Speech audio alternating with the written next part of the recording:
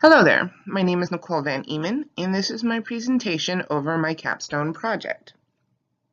As you can probably guess from the title, mvephoto.com, my project was to build and design a website.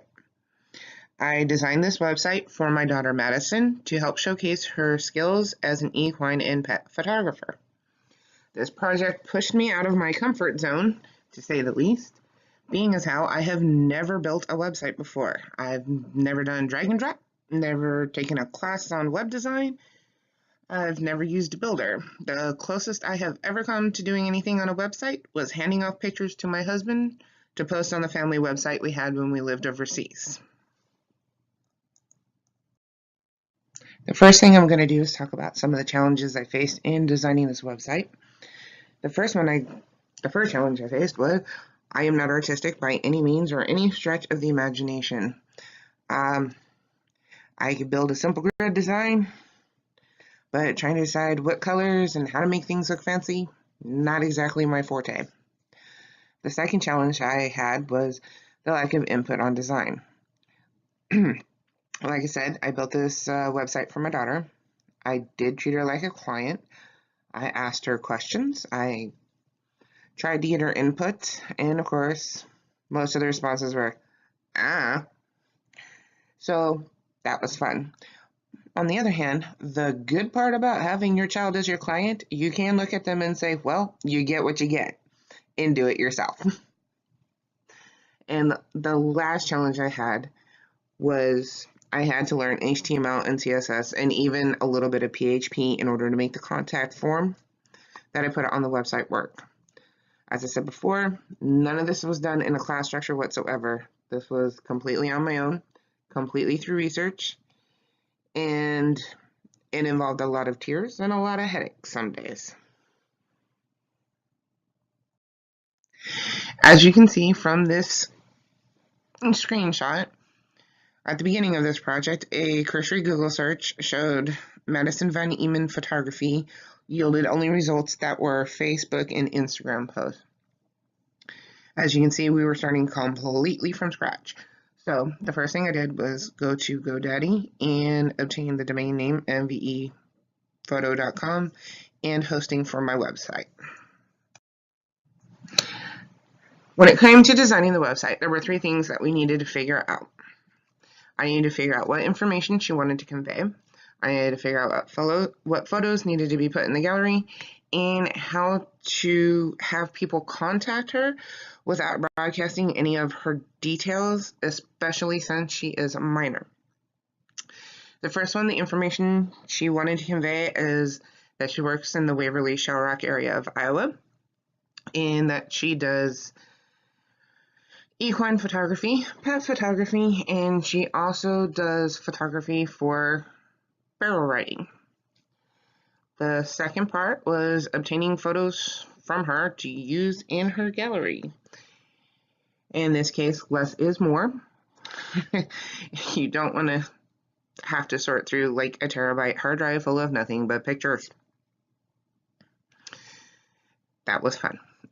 And lastly, in order to make sure that people could contact her with any questions, especially as we grow the website and add more information, we set up a contact form where they can submit an email asking her anything they want to ask her, and she can respond to it. So here we have, I started the mock-up. That was the first thing I did to combat my unartistic side. Luckily, I have a daughter who is majoring in design at Iowa State, and she did the logo for us because we did not have one, and now we do. Everything else was me. I had to learn how to do Photoshop. I pulled up a page and I started putting things on it to kind of make it look like a website to see if what I wanted to make happen would happen. And from there, once I got this first mock-up done, everything else just kind of fell into place. Does the completed website look like this mock-up? Not exactly. Things changed as I went through and learned how to do other things. And as a matter of fact, the website may not look the same as in a couple days as it does now, because I apparently like to tinker with it.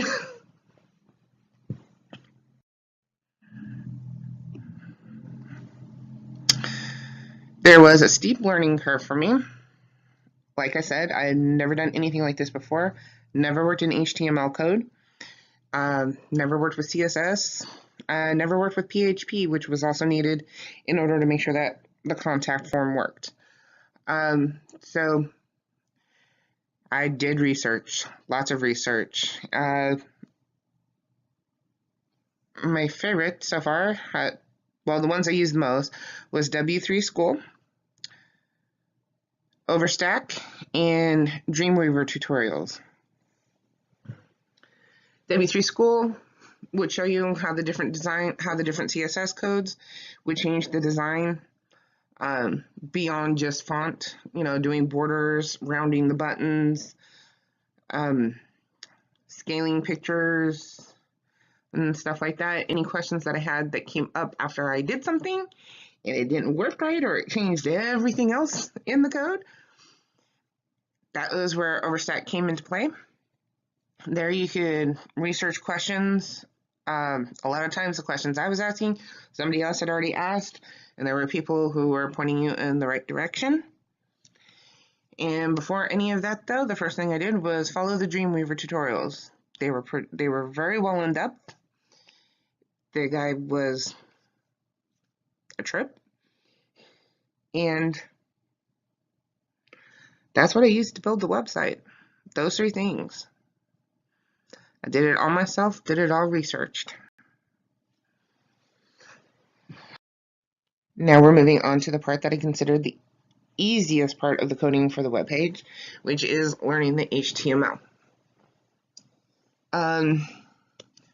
Once I learned the different commands from the tutorials on how to build a container using the div tags, how to put an image in using image, how to put the buttons in for the site navigation, everything else from there pretty much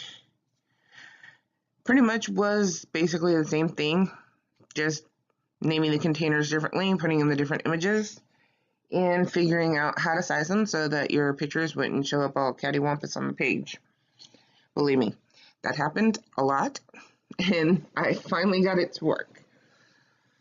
As you can see on the right, I have a screenshot of HTML code, and as you can see on the left, I have a screenshot of the website. The HTML code that you are looking at corresponds to the part of the website you are looking at. So you can see about midway on the page, you can see where I have the buttons all done, including the hyperlinks, so that when you clicked on a button, it would go somewhere instead of just sitting there. And you can see I have all of the buttons there. Down towards the lower part of the page, under main, you can see the first div row, the first container of row that has the images listed in it. And those are the first 2 images you see here on the screen. And that is what corresponds. You can't see the other 2 images or the container containing text on the screen because it wasn't big enough for me to screenshot it all. Here we're going into the part that was the bane of my existence, which is the CSS, or styling the HTML code so it looked pretty and wasn't just, sitting there on the screen, just a bunch of words. You can see on the right hand side that there's part of my CSS code. You can see on the left hand side that I have part of the website up. Part of the CSS code you can see on the website immediately. For one, if you go down to the green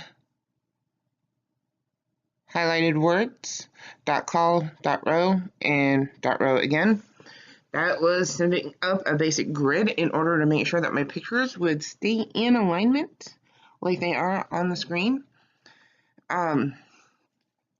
Above that, you can see the image where I set the sizes of the image and told them where to go on the page if there was no other images in the rows before or after it, or in the columns before or after it. The CSS part was tricky. A lot of times you would change something because I didn't like the look of it. I would change something and it would throw what seemed like everything else off. And that is, as I said before, where overstack would come into play. I'd be hunting down, going, why did this happen? What code can I use in CSS to try to fix it? A lot of times, what I did with the CSS was no more than trial and error. If you look at image, it has width. If you look at the IMG highlighted in blue, you'll see width, height, max height. A lot of that sometimes was playing with the percentages, playing with the eames, playing with pixels, and seeing what looked right and what didn't. And I think that was the part that was the most difficult about this, was you would think that you had the correct parameter set, the size would be too small, the size might be too big, things are thrown off, buttons are under each other now, why are the buttons on top of my pictures? These were many questions that were asked, or maybe yelled some nights, as to why my website wasn't doing what I wanted it to do. In the end, I finally got it figured out. Right now, this is what the website looks like over here on your left. But it may not look like that in a couple days because apparently I still like to tinker with it.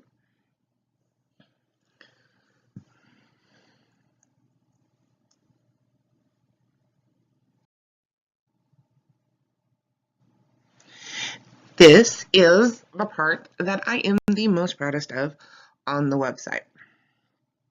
And it is the contact page. That's a screenshot of it on the left. And of course, there's a screenshot of my Gmail on the right. Why do we need a screenshot of my Gmail? Well, because it shows, all those photo inquiries shows that the contact form worked. I set it up to come to my email for the test. So Madison would not be sitting there going, why do I have all these emails on my phone? This was so that I could figure out whether or not it worked. And it did. And I'm proudest of it because I learned a little bit of PHP to go along with everything else I did on this project. The other good part about this screenshot is you can see at the bottom, you can see part of you can see my footer. It's a short page with only a small contact form on it. I was able to also code in buttons and link them to the Madison Van Eman Photography Facebook website and her Madison Van Eman Photography Instagram site, which if you click on that button will take you to the Instagram, and it's called That Sassy Sorrel, and yes, that is what she calls it. She'll probably be changing that name later on so that it all lines up together. And so now we arrive at the conclusion. I have 4 end results from this. One is my client is happy. Not easy to please a 16-year-old daughter sometimes, but she likes what she sees and she's excited about it. And that's the important part. My client is happy. Secondly, I can now add this to my resume and portfolio. I have a website I can show prospective employers of what I can do. I can also add to my resume that I wouldn't call myself an expert, but I feel fairly confident in my abilities to code in HTML now. And the third end result is I will probably be doing more websites. Not only do I have other family members going, hey, since you did that, can you do this? More websites will be more practice for me, and it will up my confidence level in what I can and cannot do. And that can only be beneficial to me when looking for employment. And last end result is I finished the capstone class. There it is when I didn't think I was going to do it, but I did it. And now we can look forward to graduation. So, to my fellow classmate who is watching this, congratulations, man. We did it.